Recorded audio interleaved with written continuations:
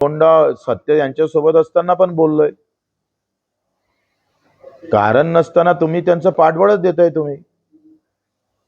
तुम्ही अशा पद्धतीचे वाचाळवीर जे प्रत्येक जिल्ह्यात निर्माण केले ना, त्याचे परिणाम भोगा लागन. आणि एवढं वाईट राजकारण कोणी करत नाही. 2 कामं कमी केले तर चालतंय, पण आपल्यामुळं कारण नसताना कोणाला वाईट केलं जात असं, लोक अशा प्रकारच्या मागं लावून दिले जात असेल तर ते चुकीचं आहे ना. जबाबदार कोण आहे आणि काय कारवाई होईल? हे सगळे सीएम साहेबच जबाबदार आहे. मुख्यमंत्र्याला तेच काम आहे. लहान लहान गोष्टीसाठी फोन करतोय जिल्ह्यामध्ये.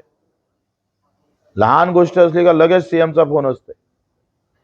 आमची इथं डीडीआर, मी बँकेचा अध्यक्ष आहे, तर त्या डीडीआरला आणि त्या तुमच्या जेटीला महिन्यातून एक फोन तर मुख्यमंत्र्याचा असतंच. बच्चू कडू सापडतं का? अजून का अटक केली नाही? कसं सापडणार तो? बच्चू, शेतकरी आत्महत्या खूप वाढल्या आणि खास करून अतिवृष्टी सुरू झाल्या तेव्हापासून रोज मराठवाड्यात एक शेतकरी आत्महत्या करतात. सगळं आणि अजूनही हवी तशी मदत शेतकऱ्यांना मिळत नाही. आत्महत्या वाढतात. काय होतंय का एकंदरीत शेतातलं चित्र पाहिलं का मन खचून जातं. आणि मग एकदा मन खचल्यानंतर दुसरा एक आधार सरकार म्हणून असतं ते नाही राहिलं. एकदा सरकारनं असं म्हटलं असतं का तुम्ही काही घाबरू नका, आम्ही पूर्ण मदत करू, उभं करू, वर्षभर उभं करू आणि पुढच्या वर्षी बियाणासाठी पण तुम्हाला ताकद देऊ, असं न बोलता अजितदादा म्हणतोय सोंग करता येत नाही. काय आधार राहील शेतकऱ्याला? तुम्ही जे म्हणता इकडे पैसे नाही म्हणतोय मुख्यमंत्री, आज करू उद्या करू. अरे तुम्ही किती मदत करणार आहे? कशी करणार आहे? कोणासाठी करणार आहे? तुमचे पंचनामे सरसकट काय तुम्ही मदत करत नाही? महाराष्ट्र सगळ्या इकडे पावसानं धुतल्या गेलाय आणि तुम्ही आता पंचनामे करायला लागले.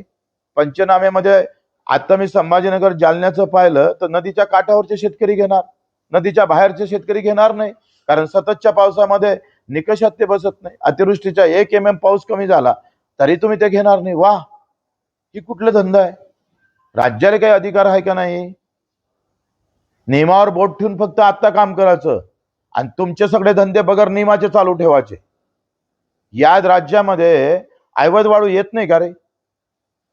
गुटखा येत नाही? ते कसे काय कायदेशीर बगर कायदेशीर धंदे चालू आहे तुमचे? तिथं तुम्हाला सगळे धागेदोरे तुमचे लागलेले आहे व्यवस्थित. तिथं तुम्हाला काही पाहायचं नाही. आणि शेतकरी आला का नियमावर बोट ठेवून काम करायचं. आता 61 mm चा पाऊस पडल्यानंतर समजा 60 पडला, नुकसान होत नाही? मग त्याची वस्तुस्थिती पाहणार नाही मुख्यमंत्री? त्यावर तुम्ही जाणार नाही? चुकीचं आहे.